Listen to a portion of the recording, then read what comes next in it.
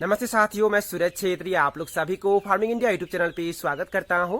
साथियों, मैंने अपने फार्म में फिर से नए चूजे डाले हैं और मैंने अपने फार्म में किस ब्रीड के चूजे डाले हैं, कितने चूजे डाले हैं और मेरा टोटल खर्चा कितना हुआ है, उसके बारे में अगर आप लोग जानना चाहते हैं तो प्लीज आप लोग ये वीडियो पूरे लास्ट तक ध्यान से देखना। वीडियो में आगे बढ़ने से पहले मैं आप लोग सभी से एक छोटी सी रिक्वेस्ट करना चाहता हूँ। अगर आप लोगों ने अभी तक इस चैनल को सब्सक्राइब नहीं किया है तो प्लीज लाल रंग के सब्सक्राइब बटन को क्लिक करके अभी चैनल को सब्सक्राइब कर लीजिए और उसमें जो बेल आइकन है उसे भी प्रेस कर लीजिए ताकि सबसे पहले आप लोगों को वीडियो का नोटिफिकेशन मिल जाए। तो चलिए अब हम फार्म के अंदर जाते हैं और देखते हैं कि मैंने किस ब्रीड के चूजे डाले हैं और कितने चूजे डाले हैं, और उसके साथ साथ मैं आप लोगों को ये भी बताऊंगा कि मेरा टोटल खर्चा कितना हुआ है। तो चलिए। तो साथियों, नए चूजों को मैंने यहाँ रखा हुआ है। इन चूजों को अभी मैं ब्रूडिंग रूम में रखने वाला हूँ। ब्रूडिंग रूम को मैंने पहले से ही तैयार करके रखा हुआ है। मैंने प्लेन शीट लगा के रखा हुआ है ब्रूडिंग रूम में, पर नीचे मैंने अभी तक धान का भूसी नहीं बिछाया है क्योंकि हमें नीचे धान का भूसी भी बिछाना होता है, नहीं तो चूजे मर सकते हैं। तो मैंने यहाँ नीचे अभी डिसइंफेक्शन अच्छे से स्प्रे करके रखा हुआ है और यहाँ अभी मैं अच्छे से धान का भूसी बिछा देता हूँ और उसके ऊपर मैं चूजों को रखूँगा। तो प्लीज़ आप लोग ये वीडियो पूरे लास्ट तक ध्यान से देखना। साथियों, इन चूजों के लिए मैंने 2 ब्रूडिंग रूम का निर्माण किया है। अगर हमारे पास 100 से ज़्यादा चूजे होते हैं तो उन चूजों को अलग अलग ब्रूडिंग रूम में रखना चाहिए। अगर हम ज़्यादा चूजे एक ही ब्रूडिंग रूम में रखते हैं तो उसके वजह से चूजे इकट्ठा होकर मर जाते हैं। जो चूजे कमज़ोर होते हैं वो चूजे जल्दी मर जाते हैं, इसलिए हमें अलग अलग ब्रूडिंग रूम में उन्हें रखना चाहिए। एक ब्रूडिंग रूम में हम जितना कम चूजे रखेंगे उतना ही हमारे लिए भी अच्छा है और चूजों के लिए भी अच्छा है, क्योंकि मोर्टेलिटी ज़्यादा नहीं होता है और उसके वजह से हमारा ज़्यादा नुकसान नहीं होता है। तो ये बात आप लोगों को हमेशा ध्यान देना है। और मैंने इसलिए 2 ब्रूडिंग रूम का निर्माण किया है और 2 ब्रूडिंग रूम में मैं इन चूजों को रखने वाला हूँ। मैंने दोनों ब्रूडिंग रूम में ही धान का भूसी बिछा दिया है और अब मैं यहाँ डिसइंफेक्शन यानी कि कीटाणुनाशक स्प्रे कर रहा हूँ, ताकि यहाँ अगर कोई इन्फेक्शन या कोई वायरस है, मतलब धान के भूसी में अगर कोई इन्फेक्शन या वायरस है तो वो वहीं ख़त्म हो जाए, चूजों को कोई हानि ना पहुँचाए। उसके लिए मैं अभी यहाँ डिसइंफेक्शन स्प्रे कर रहा हूँ। मैंने दोनों ब्रूडिंग रूम में ही धान का भूसी बिछा दिया है। अब मैं धान के भूसी के ऊपर 2 लेयर में न्यूज़पेपर बिछा देता हूँ। साथियों, धान के भूसी के ऊपर ही सीधा चूजों को नहीं रखना है।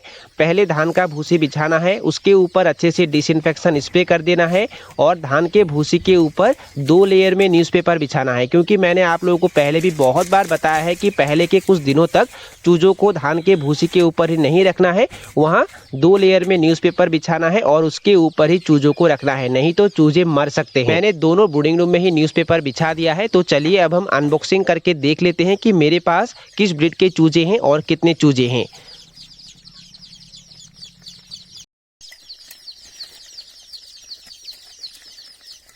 और यहाँ आप लोग देख सकते हैं मैंने अनबॉक्सिंग कर दिया है।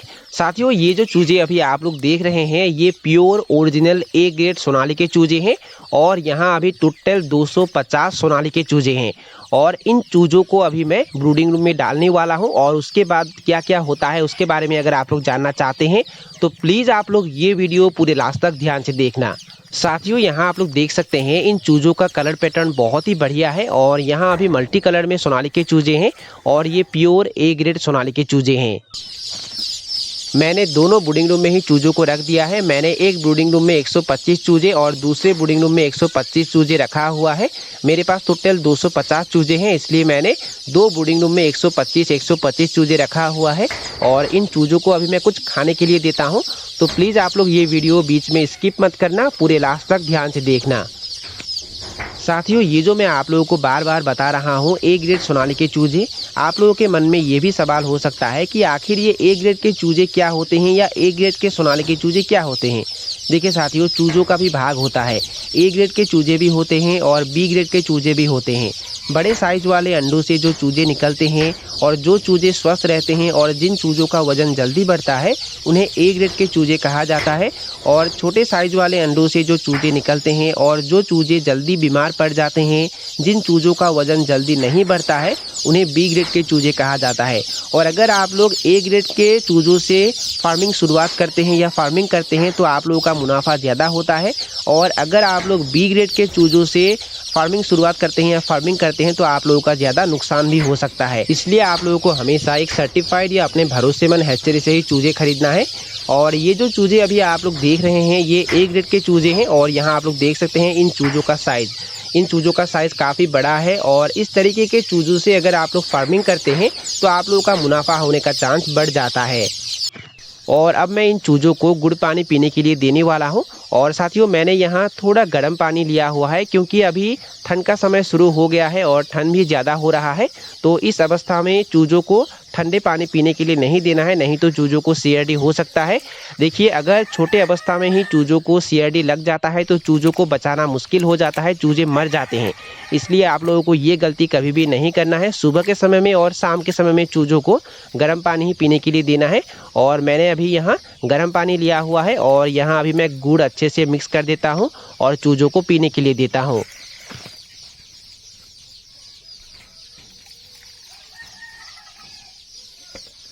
यहाँ आप लोग देख सकते हैं मैंने 4 ड्रिंकर लिया हुआ है। 250 चूज़ों के लिए मैंने 4 ड्रिंकर लिया हुआ है।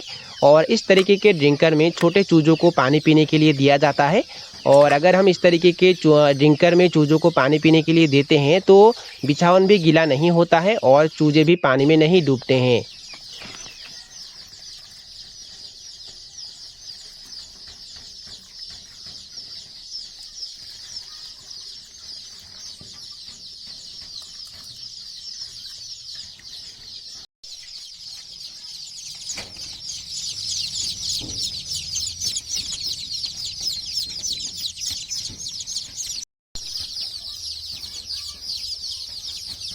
और यहाँ आप लोग देख सकते हैं मैंने इन सभी चूज़ों को गुड़ मिलाया हुआ पानी पीने के लिए दे दिया है। साथियों, मैंने आप लोगों को पहले भी बहुत बार बताया है कि अगर हमारे पास एक दिन के चूज़े होते हैं तो उन चूज़ों को पहले के कुछ घंटों तक कुछ भी फीड खाने के लिए नहीं देना है, उन्हें सिर्फ गुड़ पानी पीने के लिए देना है ताकि उनका स्ट्रेस कम हो जाए और उनका पेट भी साफ हो जाए। और उसके बाद ही उन्हें फीड खाने के लिए देना है। साथियों, ये शाम का समय है और इन चूज़ों को मैंने लगभग 3 घंटे तक सिर्फ गुड़ पानी पीने के लिए दे दिया है। और अब मैं इन चूज़ों को फीड खाने के लिए देने वाला हूँ। और अभी मैं इन चूज़ों को सिर्फ चावल का कनकी खाने के लिए देने वाला हूँ। अभी मैं इन चूज़ों को प्री स्टार्टर या स्टार्टर फीड खाने के लिए नहीं दूंगा, इन्हें सिर्फ चावल का कनकी ही खाने के लिए देने वाला हूँ। आप लोग चाहे तो प्री स्टार्टर या स्टार्टर फीड खाने के लिए दे सकते हैं, पर मैं पहले दिन में चूज़ों को प्री स्टार्टर या स्टार्टर फीड खाने के लिए नहीं देता हूँ, उन्हें सिर्फ चावल का कनकी ही खाने के लिए देता हूँ।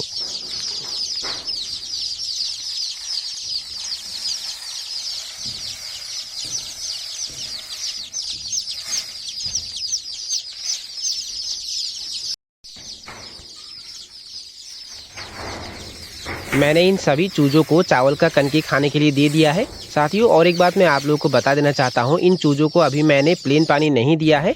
मैंने जो दोपहर के समय में इन्हें गुड़ पानी पीने के लिए दिया था वही पानी अभी ये चूज़े पी रहे हैं। इन चूज़ों को अभी मैं ये गुड़ मिलाया हुआ पानी ही पीने के लिए दे रहा हूँ।